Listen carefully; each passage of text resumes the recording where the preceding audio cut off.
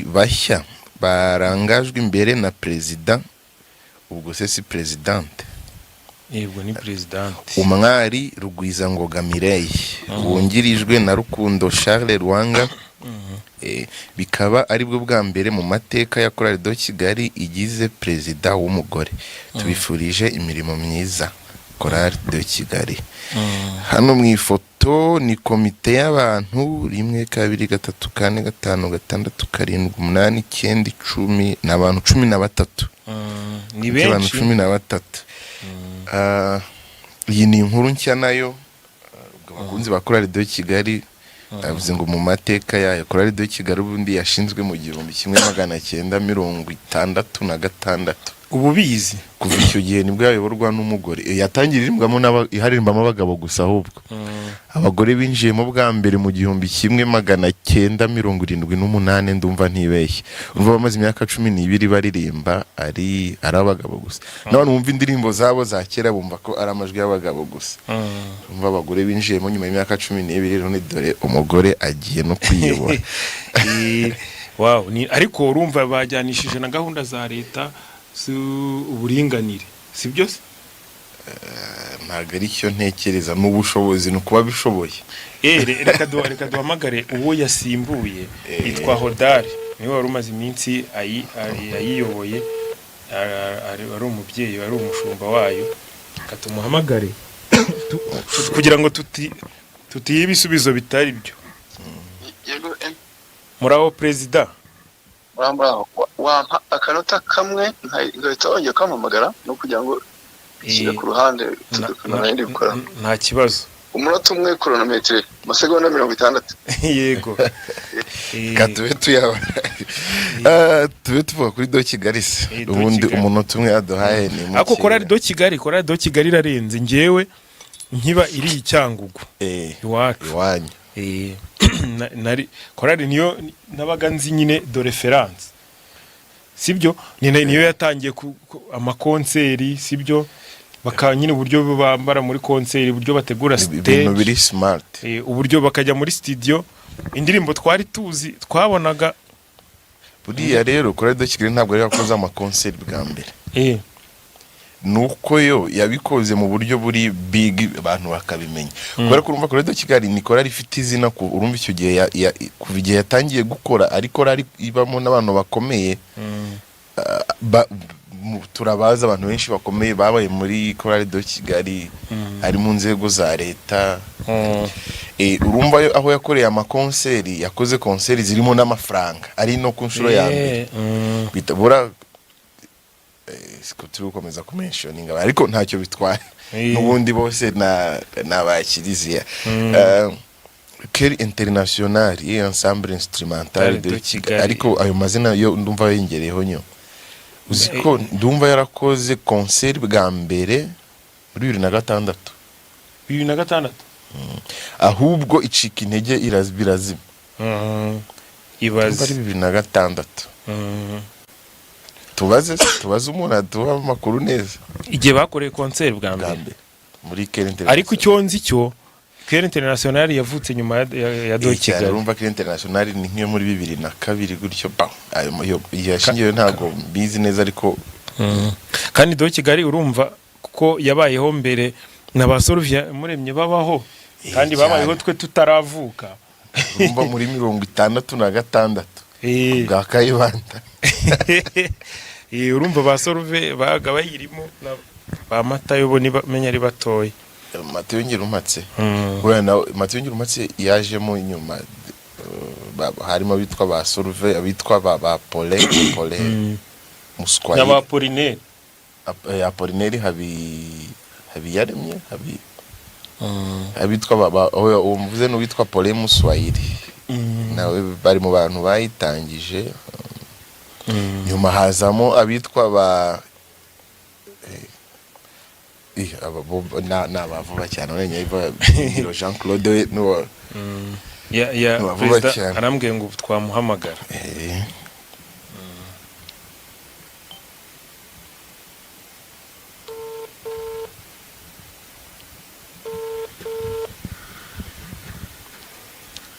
Perezida mwiriwe. Mwiriwe mwiriwe neza. turi mu kiganiro nabanje kubiguteguza. Eh, Twari turi kubwira abanyarwanda n'abakristu gatolika n'abandi batari abakatolike ariko bakunda ibyiza, turi kugenda tubaha amakuru hamwe namwe.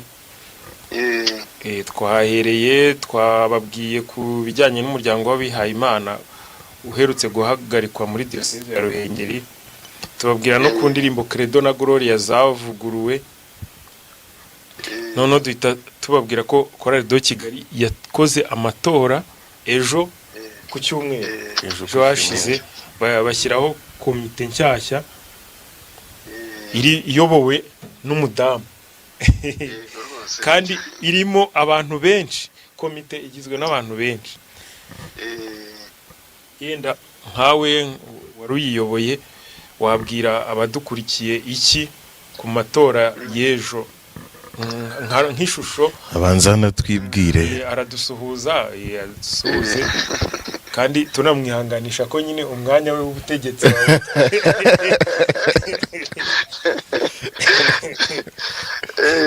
Yego, ukaduha ishusho nyine y'uko byari bimeze. yego nibyo ni na byiza ko mukurikirana nyine, ubwo namwe mbashimire murakurikira cyane. Merci.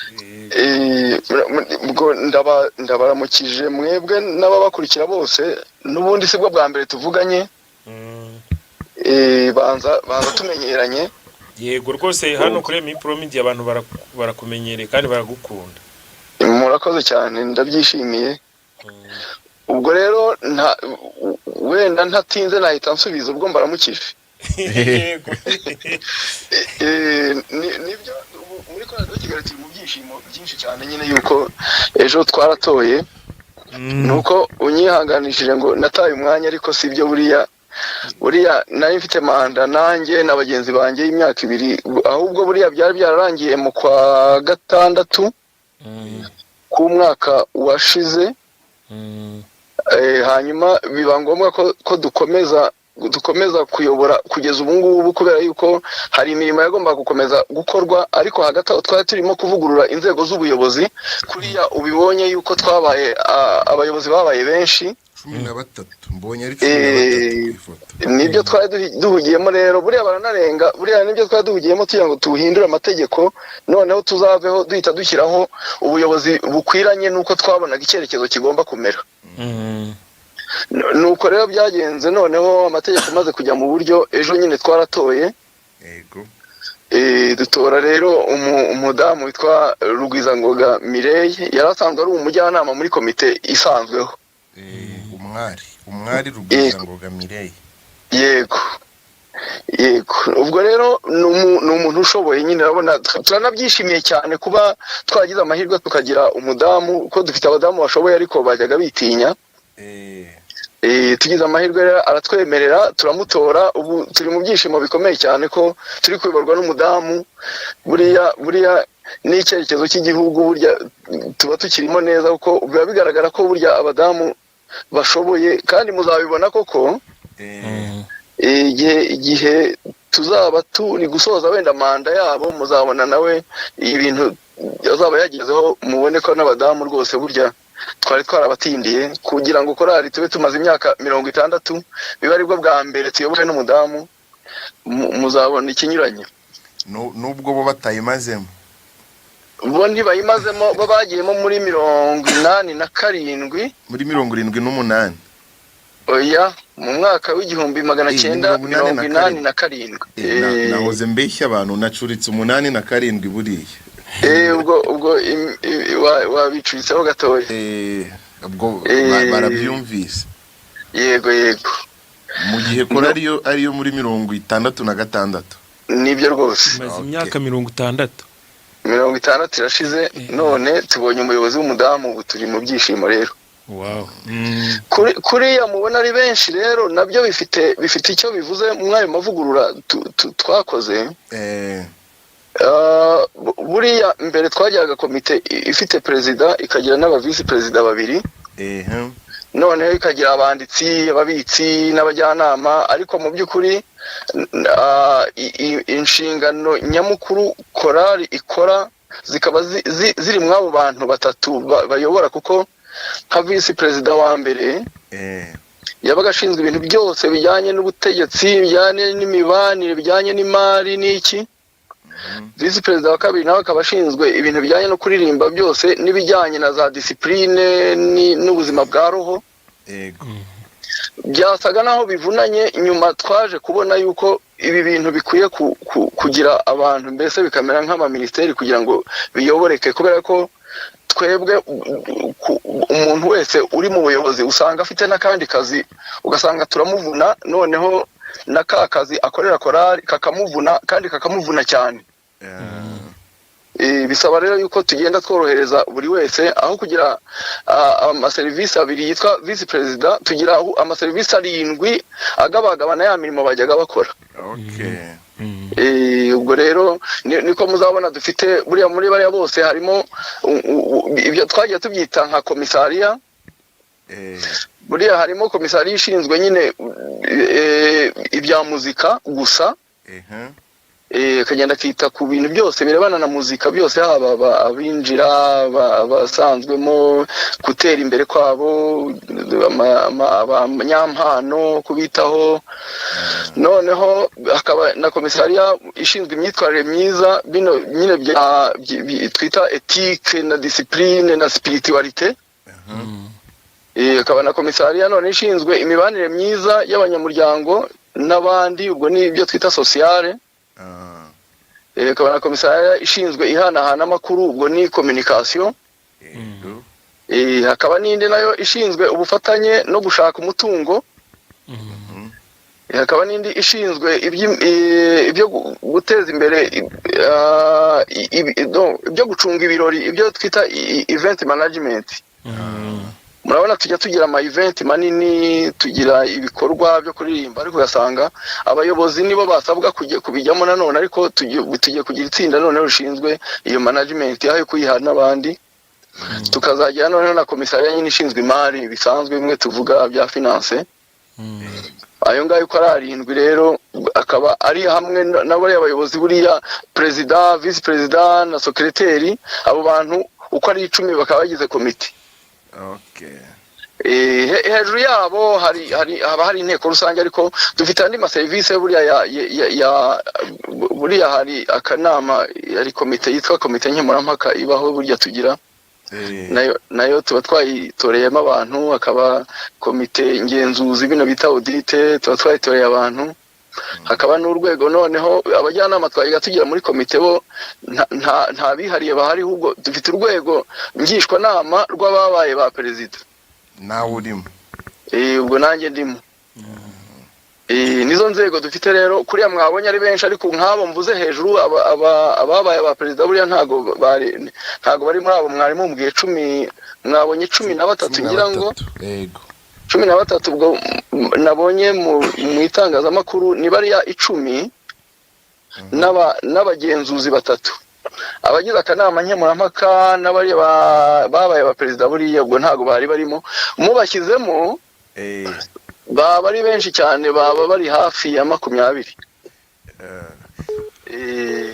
Ubu usanzwe ubu Chorale de Kigali ifite abanyamuryango nka bangahe, abaririmbyi baririmba? Abaririmbyi tuba dufite kuri liste usanga ari 149 ubu ngubu. Tuvuga ngo baririmba, ariko abanyamuryango yubaze n'abatakibino, ariko mu nzego zinyuranye haraba batakibino nyine, tuvuga ko batakibona umwanya, nabo ubabariyemo ubusanga turi muri 240 gutyo. Tujya tubarura n'abayibayemo nyine, tubaruye na 400 bageraho, ariko turacyareba abo dufite ku maliste. Ukabuti ari muri diaspora, ntashobora kuririmba, yasabye uruhushya, uyu nguyu yakorera kure. Abo nibo bagenda bakaba muri 200, ariko abaririmbyi dufite kuri liste bari mu 149. Abo tujya dushyira ku rutonde bagahagarara imbere y'abantu barepese neza, usanga ari 198, 110, tuba turi aho ngaho. Hari umuntu ushobora kutwumva akibaza ati se kwinjira muri Chorale de Kigali bisaba iki? Nta byinshi, bisaba ubushake, kuba ukunda kuririmba no kuba wiyemeza kugira iriya discipline nyine yo kwitabira. nta kindi, kuko iyo umuntu ashaka kuza kuririmba akandika ko ashaka kuza, turamwakira tukamubaza ijwi aririmbamo, tukagira ikipe imwakira ikaryumva niba ari byo, noneho tugafata amezi 3 yo kumva niba nyine abifata yitabira disipline, nyuma tukazajya inama rusange tukamwemeza. Nibyo nta kindi bisaba. Perezida urakoze kutwapudatinga. Noneho hari ikindi kibazo rero, ubu ngubu ko Radio Kigali iri mu byishimo by'uko yavuguruye komite kandi ikaba harimo ziriya changes zose tubwiye, mukaba kandi muri mutegereje umusaruro mwiza ari wo expecting kuzageraho, ndetse mubaze n'iminsi mwishimira konseri nziza mwakoze guhereye ku ejo bunini zayibanjirije n'ibindi byiza byose mwagezeho n'ukuntu abantu babakunda. Ariko mu minsi hashize iminsi mike cyane hari umusaseridoti Padiri Hakorimana yari yavuye i Burayi aza mu Rwanda gushyira indirimbo ze ku murongo, ariko no kwihanangiriza abantu yise ko bamukoreye ubujura bw'indirimbo ze. Namwe mubarirwa muri abo. Nabyumvise mu binyamakuru, mu biganiro yakoreye ku Kwezi TV, kuri Radio Mariya Rwanda n'ahandi. Ubwo ngubwo mwebwe mwabifashe, niba mwarabibonye mwabyakiriye mute, murabihuza gute, niba byarabakomerekeje bwo muzabiri pairinga mute? Nibyo byavuzwe na Padiri, ariko twarabonanye. Twabonanye, ariko mbere yo kubonana natwe twahise tubona mu binyamakuru. Gukomereka sinzi niba byo nabyita gukomereka, ahubwo abantu twabaye nk'abakangutse, kubera ko buriya Radio Kigali kuva yabaho niyo ikoze urutonde rw'indirimbo zo kuririmba, igenda ireba indirimbo zihimbye neza zifite icyo ziyigisha. Tumaze imyaka yose turirimba uko abo turirimbira babivuga, nkumva bashima uko duhitamo indirimbo, noneho tukazihitamo tukanaziririmba kuko tuzisanze mu kiliziya cyangwa mu bitabo. Naho tugeze hose bati ko Radio Kigali ni muturirimbire indirimbo runaka, kuko n'abantu baba bayikunda cyangwa bayisangamo bayishaka. Twagize gutya rero, umunsi umwe turi mu masengesho y'igihugu, aya masengesho bita National Prayer Breakfast, ni muri 2018. Abayobozi barimo bati muturirimbire niba uhoraho, n'indirimbo nyine yitwa Komeza Inzira, ariko wisa wese avuga ati muturirimbire niba uhoraho. Twari na bakeya, ariko turirimba hamwe n'izindi twari twateguye mu masengesho. Ngira ngo sinzi uwayifashe, niba ari agatelefone twahoze tubazanya ngo ninde wayifashe, kuko bavuga ngo twagiye muri studio, ariko ntabwo twagiye muri studio, twayifashe gutyo abantu turirimbira abantu mu masengesho. Noneho muri 2018 ariko ni nabwo twatangiye kwishyira indirimbo kuri YouTube. Abantu batubwira bati kuki muhimba ntimugaragare. Muri iryo hururu ryo gushyira kuri YouTube rero, ako kantu umuntu yafashe na telefone cyangwa yatse umuntu tugakubitaho nako. Noneho Padiri bitubwiye abivuze, numva koko twakoze ikosa. Twese twabiganiyeho dusanga kwa kundi ushyiraho indirimbo ukavuga ngo yaririmbwe na Radio Kigali, ukikomereza ugashyiraho n'izindi. Dusanga twakoze ikosa ryo kutavuga ngo ni indirimbo yahimbwe na Padiri Hakorimana. Yarabitubwiye rero, dusanga ni ikosa twakoze. Hanyuma kubona mwarabikosoye, turahura tumusaba imbabazi, tujyamo turanakosora. Twabanje no kumubwira tuti tubabarire, ntabwo twari tubizi, tugiye no kwisiba. Aratubwira ati oya, si ngombwa kwisiba, ni icyo ngicyo gusa nabonyemo kinenge. Duhita tunamubwira tuti rero ubwo biradukanguye, nta pfunwe rero twagize, ahubwo twarakangutse mu by'ukuri. Bituma tunatekereza n'izindi tujya dukora. Turavuga tuti ubu ngubu no gukanguka, ntihagire indi ndirimbo twongera gukora y'abantu ngo turirimbe, ko dufite abahanzi benshi natwe bahanga, ariko ugasanga ntituririmba ibyabo, cyangwa se tubiririmbye tubanje guhitamo. Nyine hari uburyo duhitamo, ubanza kureba nyine ubutumwa ugiye kuririmba, ubwiza bw'indirimbo. Ntiwite rero cyane ku kuvuga ngo iyi ngiyi niyo umuhanzi wawe n'iki, ahubwo tukita ku magambo meza ayirimo. nuko rero twabifashe ariko mboneyeho kuri kiriya kibazo kuko si twe twenyine hari n'abandi bagiye bavugwa ni benshi ntabwo ari mwe mwenyine ariko harimo uko wenda umuntu yafata iriya ntambara niba niko nayita nyine urumva n'abantu padiri kuvuga ati abantu bampemukingiye guhondagura urumva iriya ntambara irimo nk'ibintu nka bibiri umuntu yareba wenda twakwitondera ariko na padiri wenda akabisuzumaho twanabimubwiye hari ikintu kimwe cyo kuba indirimbo ari nziza kandi ikaba iboneka haba mu bitabo haba mu kiliziya abantu banyuranye bayiririmba kandi twarimushimiye afite indirimbo zidafitwe n'abandi uriya ni umuhanzi rwose indirimbo ze urazumvamo iyi nkuru nziza nyine twamamaza muri kiliziya ukayumvamo gusana imitima ukayumvamo gusenga ukayumvamo kubanisha abantu hari ibintu aririmba akaririmba amahoro ukayumvamo ukuntu aririmba indirimbo za Bikira Mariya ni ibintu birimo ubutumwa umuntu aba akwiye rwose kwamamaza umuntu aba akwiye kureka amakorari n'abandi yemwe n'abakubagana babirimba nabi ku bwanjye niyo hari abantu benshi nabo turirimbana iyo bahimbye akaririmbo tuvuga tuti icyaduha bakakaririmba kuko icyo twashatse kwigisha kirasakara twaramubwiye rero ngo ntacyo nakomeza nyine abuza abantu ariko urwo ruhande akomeze arugarukeho arutekerezeho abantu ubutumwa bwiza cyane buri mu ndirimbo ze aburekure ababishaka babiririmbe n'utitara akabirimba nabi ntamukubite n'uhindura inota uko abishaka ntamukubite areke ubutumwa butambuke ni ibintu wumva ukumva ko isi itakwiye kubibura hejuru y'ibindi wenda twaba dukora bimeze nk'ubujura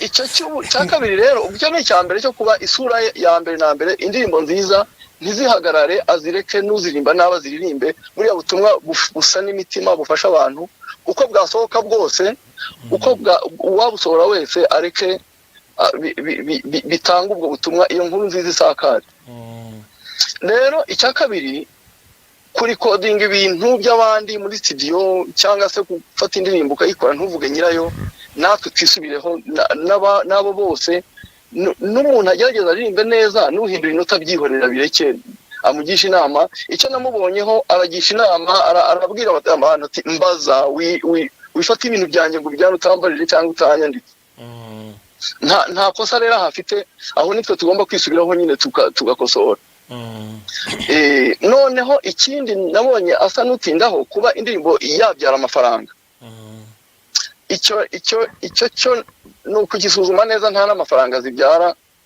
ku buryo umuntu yavuga ngo bantwariye indirimbo bagiye kwibyaza amafaranga ibi bya YouTube nabonye bitabyara menshi nk'ubwo twagiye kureba ya ndirimbo ye nyine yatubwiraga ko twashyizeho kuko abivuga muri rusange avuga ko ari umugambi wo kwibyaza amafaranga wasuzuma ugasanga ni indirimbo yagiye mu myaka twasanze imazeho nk'imyaka 7 yatubwiraga ugasanga irimo nk'amayero 200 n'andi ukareba mu myaka 7 turwane n'amafaranga amayero 200 maze tuhita turwanya ubutumwa buri mu ndirimbo